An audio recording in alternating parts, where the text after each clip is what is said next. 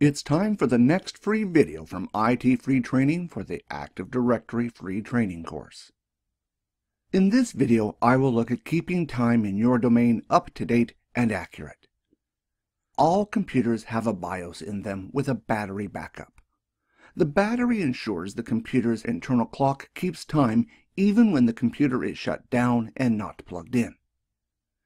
Due to a number of reasons, the time on a computer may drift from the correct time. Kerberos and other authentication systems will not work if the time on the local computer is too different from the time on the other computer. If you attempt to log into a domain and the time on your local computer is too different from the time on the domain controller, you will not be able to log in. For this reason, it is important to keep the time on all the computers on your network up to date. To keep time accurate in the domain, Microsoft uses a hierarchy method of time syncing. The root of hierarchy is the domain controller with the PDC emulator operational master role. Under this, you have your domain controllers. All the domain controllers in your domain will sync their time from the PDC emulator. The clients on the network, and this includes member servers, will sync their time to the closest domain controller. If the domain controller holding the PDC emulator role is down for an extended time period, this can cause your client computer times to drift. Since the PDC emulator plays such an important role in time synchronization, it is important to try to keep the time on this domain controller as up to date as possible. If your company has the money, they may consider installing a hardware clock in the PDC emulator. These clocks are more accurate than the clock found in the computer. In most cases, a company will choose to sync the PDC emulator internal clock from an external time source. This is generally the preferred method because it will keep your clocks accurate and costs nothing in additional hardware. If your network does not have internet access, for example, it is a secure network, you may have no choice but to install a hardware clock in your PDC emulator to ensure the time stays accurate. If you have a multi-domain environment, you will have one PDC emulator per domain. In this case, it is recommended that the child domain's PDC emulators are configured to sync their time from any domain controller in the root domain. The choice of domain controller can also be the PDC emulator in the root domain if you so choose. If you decide to configure an external time source, you need to understand a little terminology on how external time sources work. External time sources use a hierarchy with each level of the hierarchy called a stratum. At the top of the hierarchy, or stratum 0, are very reliable clocks. These are hardware atomic clocks, GPS clocks, and radio clocks. Stratum 0 clocks are corrected directly to Stratum 1. Stratum 1 are computers that generally act as time source for the next level, Stratum 2. In some cases, Stratum 1 clocks and Stratum 2 clocks will have restricted access while others are open to the public.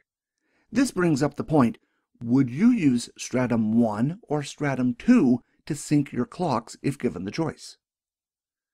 There are more Stratum 2 clocks than Stratum 1 clocks available to the public. It is best, when choosing a time source, to choose one that is near you.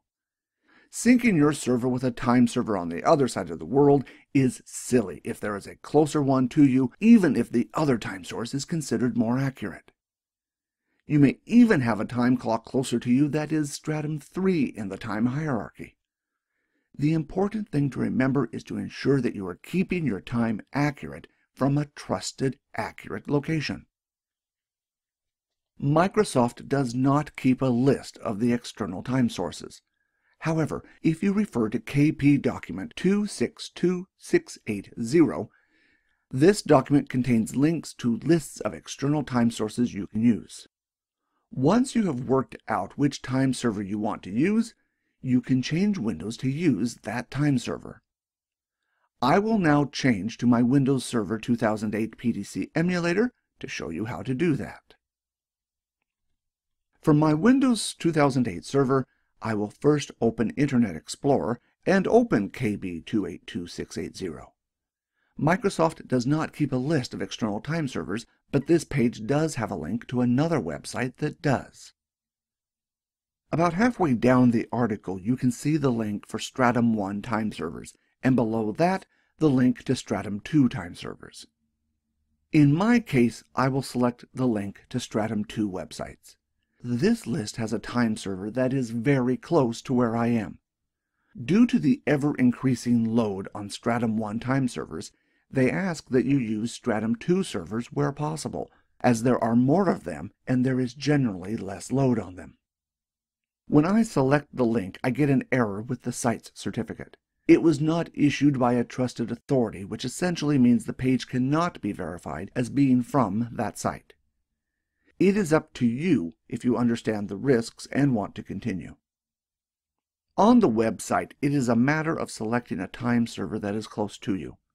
In my case, my ISP has a time server, so I will select this one.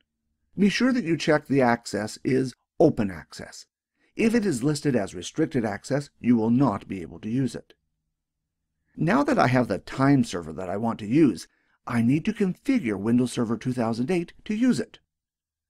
To do this, open a command prompt. From the command prompt, run the command w32tm. This is used to configure the Windows Time Service. The first parameter you want to add is /config to indicate you want to make configuration changes. After this, you need to add the time server here. This is done with the parameter /manual peer list : and then the time server. I will only add one time server here, but for redundancy, you could always add multiple time servers if you wanted to. The next parameter is /syncfromflags : manual. This tells the time server to use the manual entry that has been put in. By default, Windows will attempt to sync with the domain. You need at least one computer to sync its time for an external time source. You could configure all your computers to sync off an external time source by using this command, but this is considered to be bad time server etiquette. In most organizations, having one or two servers syncing off an external time source is enough to keep your organization time in sync. The second server is usually a domain controller that is the standby PC emulator in case the first one needs to go offline for an extended period. The next parameter, /reliable: yes, tells Windows to consider this external time server as a reliable time server whose time is accurate.